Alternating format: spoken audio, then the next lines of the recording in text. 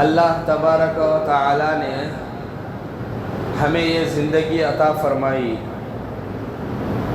ہم پیدا نہیں ہوئے بلکہ ہمیں پیدا کیا گیا. ہم اس شہر میں نہیں آئے بلکہ ہمیں اس شہر میں لایا گیا. کسی کے حکم سے، کسی کے کرنے سے ہوا. ہمارے ماں باپ نہیں چاہتے تھے کہ ہم دنیا میں آئے، لیکن کوئی چاہتا تھا کہ ہم آئے، ہم آ گئے.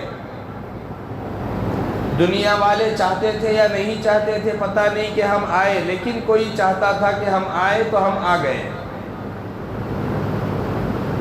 اور دنیا والے چاہے یا نہ چاہے، اگر کوئی چاہے کہ ہم چلے جائیں تو ہم چلے جاتے. عجیب دستور ہے انسان کا، آیا بھی نہیں اپنی مرضی سے، جاتا بھی نہیں اپنی مرضی سے، پھر بیچ کی زندگی کئی کو اپنی مرضی سے گزارتا. جب آنے میں بھی ایک طرح اختیار نہیں ہے، جانے میں بھی تیرا اختیار نہیں ہے، پھر بیچ کی زندگی میں اختیار کون دیا تجھے؟ کیسی غفلت بھری زندگی جی رہا ہے انسان. اللہ اکبر، اللہ اکبر. اسکول میں ایک بچہ ایڈمیشن لیتا، انہیں اپنی مرضی سے اسکول میں جا کے بیٹھ سکتا. کلاس میں اسکول کا کچھ پروسیجر رہتا، کچھ اس کے قوانین رہتے، کچھ اس کے ضوابط رہتے. وہ ساری چیزیں، ساری فارمیلٹیز پورے کرنے کے بعد اسکول کا اس میں ایڈمیشن ہوتا. اور اسکول سے نکلنا کا تو بھی کچھ فارمیلٹیز پورے کرنا ہونے.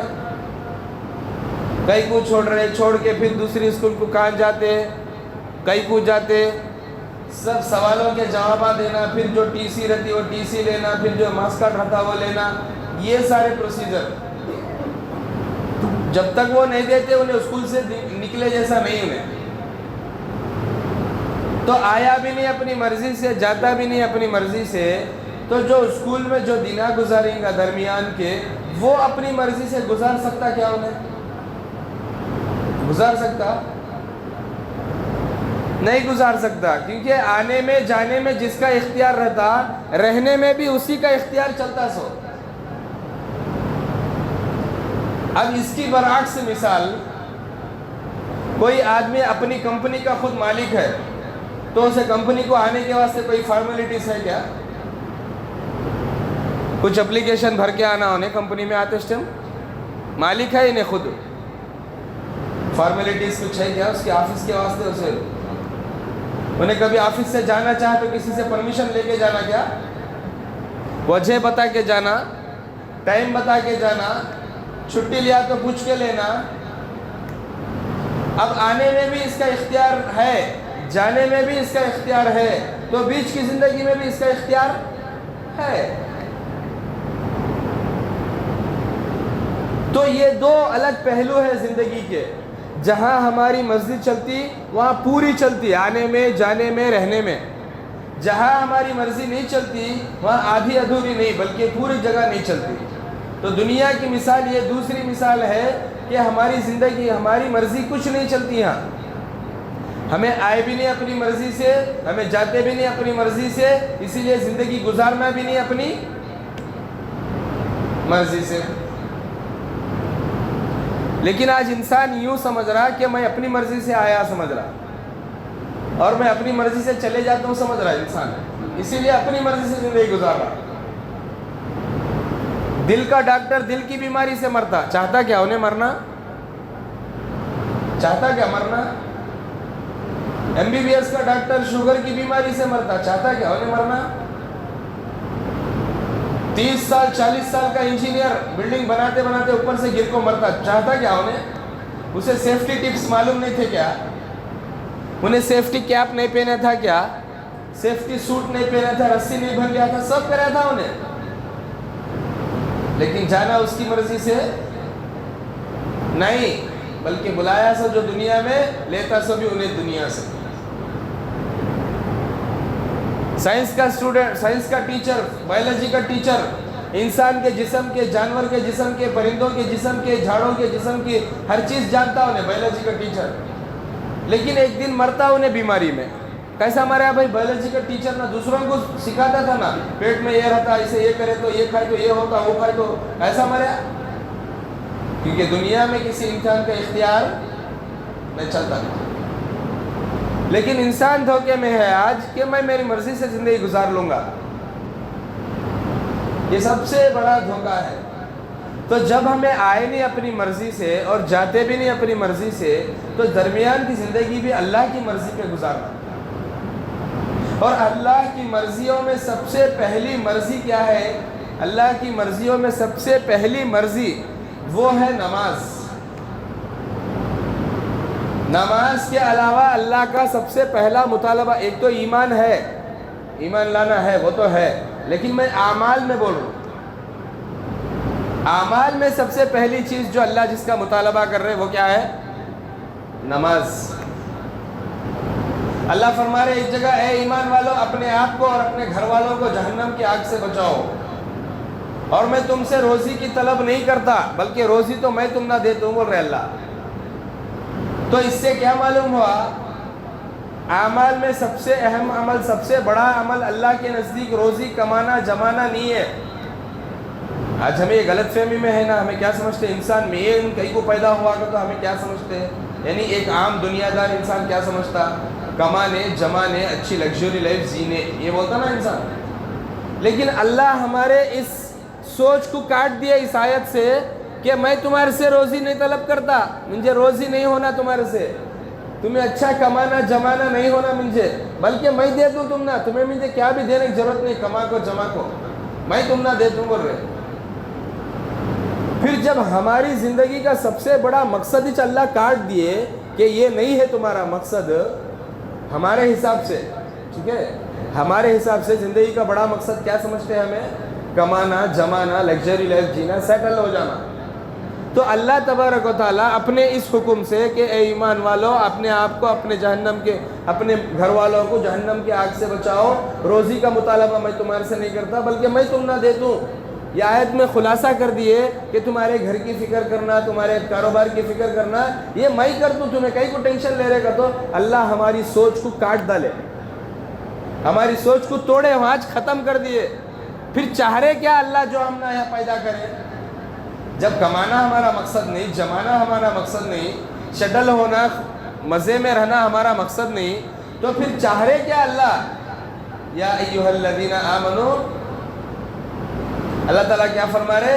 اے ایمان والو ان الصلاۃ کانت علی المؤمنین کتابا موقوتا، بے شک تم پر نماز فرض کی گئی مقررہ وقتوں پر، اپنے اپنے وقتوں پر. یہ چاہ رہے اللہ. کہیں بھی اللہ کئی جگہ پہ ایسا بولے کہ دیکھو دنیا تو دھوکے کا گھر ہے، دیکھو اس سے بچ کر رہو. اللہ یہ بولے بہت جگہ، دنیا تم نہ دھوکے میں ڈالتی دیکھو، میرے سے غافل کرتی دیکھو، اس سے بچ کر رہو. یہ بولے بہت جگہ. تمہیں دکانوں سے کاروباروں سے ذرا بچ کر رہو، اس کی وجہ سے تمہیں عبادتوں میں غفلت کرتے، یہ بولے بہت جگہ، بہت جگہ بولے. حدیثوں میں رسول اللہ صلی اللہ علیہ وسلم آگاہ کر دیے، کیا فرمائے کہ مجھے تم پر شرک کا خوف نہیں ہے بلکہ میں تم سے اس وجہ سے ڈرتا ہوں کہ کہیں تم دنیا کی لالچ میں نہ پڑ جاؤ. اللہ کے رسول صلی اللہ علیہ وسلم حدیث میں فرمائے. تو ان سارے حدیثوں سے، ان سارے آیتوں سے ہم نے کیا معلوم ہو رہا کہ یہ جسے ہمیں مقصد سمجھ کے اندھی تقلید کر رہے، جس کی یہ جسے ہمیں مقصد سمجھ کے زندگی گزارتے جا رہے ہیں، کسی کے 30 سال، کسی کے 40 سال، کسی کے 50 سال، یا کسی کی زندگیاں گزر گئے، یہ مقصد اصل مقصد ہی نہیں ہے اللہ رسول کی نظر میں. پھر مقصد کیا ہے؟ مقصد وہ ہے جسے اللہ تبارک و تعالیٰ جگہ جگہ آگاہ کرائے، یہ کرنا دیکھو تمہیں، یہ کرنا دیکھو تمہیں، یہ نہیں چھوڑنا دیکھو، یہ نہیں چھوڑنا دیکھو. وہ کیا ہے؟ وہ نماز. نماز کے بارے میں جگہ جگہ اللہ نماز قائم کرو، نماز قائم کرو، نماز قائم کرو. کہیں بھی یہ نہیں بولے ٹھیک ہے تمہیں 40 سال سے نماز پڑھ رہے، 1 سال ریسٹ کر لو، تو ایسا کبھی نہیں بولے. ٹھیک ہے تمہیں 50 سال سے نماز پڑھ رہے، الحمدللہ ایک دن نماز کو چھٹی کا، تو ایسا کبھی نہیں بولے. ٹھیک ہے تمہیں بیمار ہے، الحمدللہ نماز چھوڑ دو ایک ٹائم کی، تو کبھی بھی کہیں بھی، نہ قرآن میں نہ حدیث میں، نہ اللہ فرمائے نہ رسول اللہ صلی اللہ علیہ وسلم فرمائے نماز چھوڑو گا، تو کام ہی نہیں بولے، کبھی بھی نہیں بولے. بلکہ نماز پڑھنے کی ترغیب دیے، ڈرا کے دیے، سمجھا کے دیے. رسول اللہ صلی اللہ علیہ وسلم ایسی مثالوں سے سمجھاتے تھے نماز کی اہمیت کو جیسے چھوٹے بچوں کو سمجھاتے، صحابہ کو سمجھاتے تھے سو. حالانکہ صحابہ وہ زمانے میں عربی میں ماہر صحابہ تھے بہت سارے. عربی زبان سب سے فصیح اور بلیغ زبان، ویسی زبان میں مہارت رکھنے والا سوچو انہیں کیسا فصیح بلیغ رہیں گا. تو ویسے فصیح اور بلیغ صحابہ کو رسول اللہ کیسا سمجھا رہے؟ مثال دے کو چھوٹے بچوں کو سمجھا ایسا سمجھا رہے. کیسا سمجھا رہے؟ رسول اکرم صلی اللہ علیہ وسلم ایک مرتبہ اپنے گھر سے نکلے، حضرت عبداللہ بن مسعود رضی اللہ عنہ ان کے ساتھ میں تھے. ایک سکا جھاڑ تھا، ہوا بارے کا دن تھے، ایک سکا جھاڑ تھا. رسول اللہ صلی اللہ علیہ وسلم اس کی ایک ٹہنی پکڑے، اس کی ایک ڈھکالی توڑ کے ہاتھ میں لیے اور اسے یوں یوں ہلائے. تو جیسے ہی ہلائے سکے پتے کیا ہوتے؟ نیچے گر گئے. ایک بھی پتا باقی نہیں تھا اسے، وہ ٹہنی کو، وہ ڈھکالی کو. رسول اللہ صلی اللہ علیہ وسلم فرمائے، جو ان کے ساتھ صحابی تھے عبداللہ بن مسعود، ان سے فرمائے کہ جب کوئی مومن بندہ 5 وقت کی نماز ادا کرتا ہے تو اس کے گناہ ایسے ہی جھڑ جاتے ہیں جیسے جھاڑ کے پتے جھڑ گئے. یعنی ایک بھی گناہ باقی نہیں رہتا اس کے اندر. کیا ضرورت تھی ٹہنی توڑ کے پکڑ کے ہلا کے بولنے کی؟ سیدھی بات بول دیتے رسول اللہ کہ بھائی نماز پڑھو گناہ پورے معاف ہو جاتے، ختم بات. لیکن نہیں، چیز کی اہمیت بتانا مقصود تھا، کتنی ضروری ہے یہ چیز وہ بتانا مقصود تھا. اس لیے جو چیز جتنی ضروری رہتی اتنا کلیئر سمجھاتے اسے. اب ایک آدمی کو جو ہے نا 100 روپے دیے ہاتھ میں، وہ لگ جا کو اسے دے با جا کو دے، وہاں ایک جنا ٹھہرتا دے اسے دے گا تو بولے ادے وہ چوراستے پہ ایک جنا رہتا دے کو فون کر لے دے ڈال اسے جا کو کر 100 روپے دیے ہاتھ میں پکڑا دیے، ٹھیک ہے فون کر لے جا کو دے ڈال بولے. لیکن اگر وہ 1 کروڑ روپے پہنچانا رہے تو کیا کرتے؟ یہ لے کروڑ روپے ہاتھ میں پکڑ، فون کر لے جا کو دے بولتے. اتنے لائٹ سے اتنے نظر اندازی سے کرتے.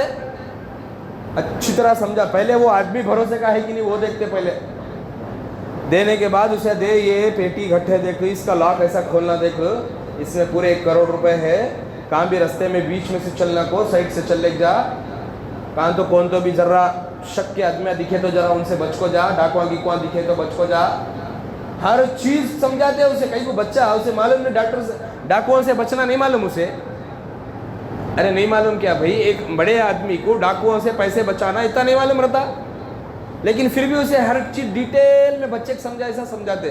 وہاں جانے کے بعد میں بھی یہاں سے فون کرتا ہوں تو وہاں پہنچ کو بھی ایک بار فون کر لے. فون کرنے کے بعد بھی دیکھ کنفرم وہ آدمی کے نہیں کرتا، انہیں فلاں کلر کے کپڑے پہنے رہتا کرتے دیکھ، چشمہ پہننے کرتا دیکھ، اس کی ہر ایک ڈیٹیل سمجھاتے. کہیں کو پیسہ بہت ہے، قیمتی چیز صحیح ہاتھ میں پہنچنا، اس کی اہمیت بڑھنا. تو رسول اللہ صلی اللہ علیہ وسلم بھی نماز کے بارے میں ایسا ڈیٹیل سمجھا رہے، ایسا ڈیٹیل سمجھا رہے. اس سے یہ معلوم ہوتا کہ یہ نماز کروڑ نہیں، ملین نہیں، ٹریلین نہیں، کروڑوں ملین سے بھی افضل چیز. آج ایسی نماز کو ہمیں نماز ہی نہ ٹائم نہیں ہے. اللہ اکبر. کروڑ روپے کی لاٹری لگی بھائی جا کو لے گا تو ٹائم نہیں ہے بول سکتا کوئی انسان؟ بولتا. لیکن ملین ٹریلینوں کی نماز جاری ہماری. افسوس نماز جاری تو چھوڑو، افسوس تو ہے کم سے کم ہو بھائی میری نماز جاری نہ. سب کی بات نہیں کر رہا ہوں میں، لیکن عمومی طور پہ مسلمانوں کی آج امت کی یہ حالت ہے.